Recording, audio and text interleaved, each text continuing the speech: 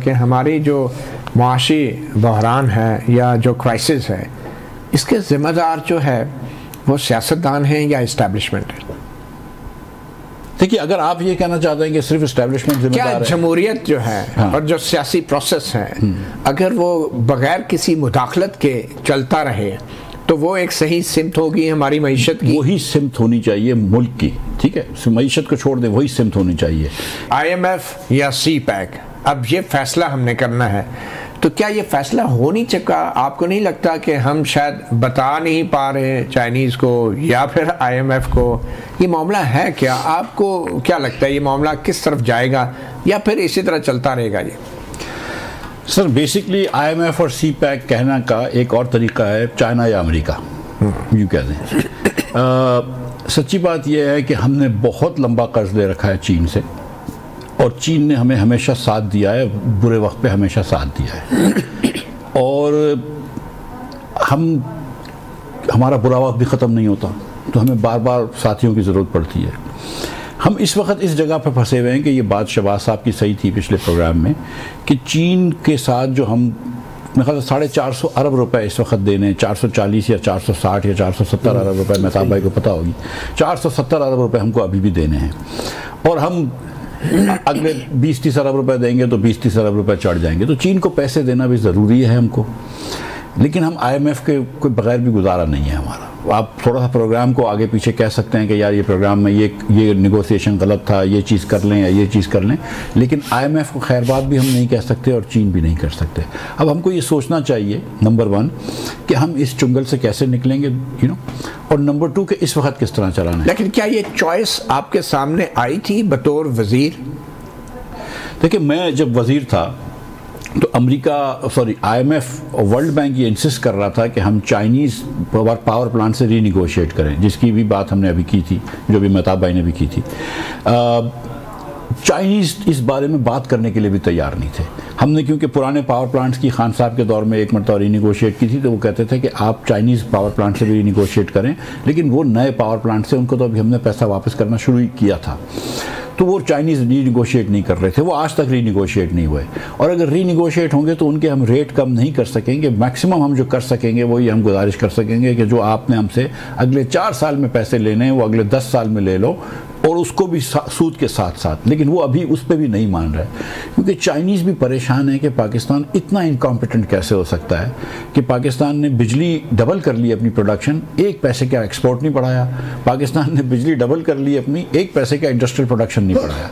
मतलब हम सीरियसली माशी सतह पे वहीं खड़े हैं जहाँ पे हम आज से 5 साल 8 साल पहले खड़े थे, in terms of our exports, in terms of our industrial production, लेकिन हमारी बिजली डबल हो गई। सो हमारी इनकॉम्पिटेंस जो है ना वो एक नेक्स्ट लेवल है। तो इस पे अगर मैं कि ये IMF चॉइस बड़ी मुश्किल है। If we start exporting more, हम अगर बिजली के टैरिफ्स के अंदर रैशनैलिटी ला के बिजली सस्ती कर दें, थोड़ा सा एक्सपोर्ट ज़्यादा कर दें, और हमारे पास थोड़े से पैसे हो जाए ना, फिर हम थोड़ी सी चॉइसेस कर सकते हैं। इस वक्त तो सच्ची बात है कि एकदम फ़कीर की झोली है, हमारे पास कोई चॉइस नहीं है, मतलब क्या कह सकते हैं। जो दे उसका भी भला, जो ना दे उसका भी।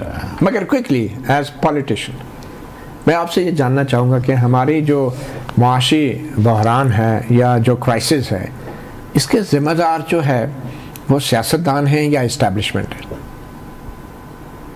इसके ज़िम्मेदार पाकिस्तानी सारे हैं, सच्ची बात है। इस्टेब्लिशमेंट भी है, पॉलिटिशियंस भी हैं। ज़्यादा कौन है आपके? और जो सबसे आसान है शहबाज शरीफ को, शहबाज राणा जो बार बार उनका नाम ले लेता है ब्यूरोक्रेसी का, क्योंकि ब्यूरोक्रेसी नहीं, वैसे ज़्यादा ज़िम्मेदार कौन है?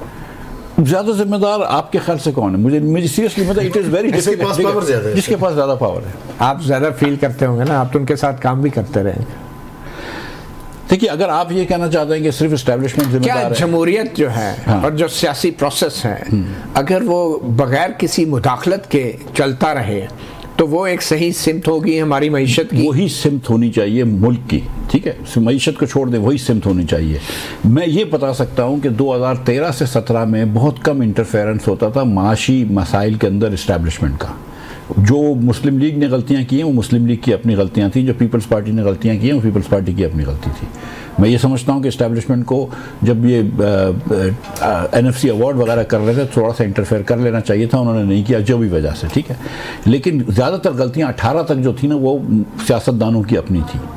18 के बाद जो है वो एस्टेब्लिशमेंट का रोल बहुत ज़्यादा इंक्रेस बढ़ गई। खान साहब ने भी हर जगह पे फैज़ साहब की मदद ली है कि इसको फ़ोन कर लो, ये वोट करवा दो, ये करवा दो, और वो गलतियां करते रहे। अब उनका इंक्रेस काफ़ी ज़्यादा हो गया है। लेकिन अच्छा, कितना बढ़ गया वैसे? ये आपको ज़्यादा पता होगा। मेरे ख्याल से आपसे ज़्यादा किसी को नहीं पता होगा। मतलब तुसी तो हो गया आगे भेज रहे हो।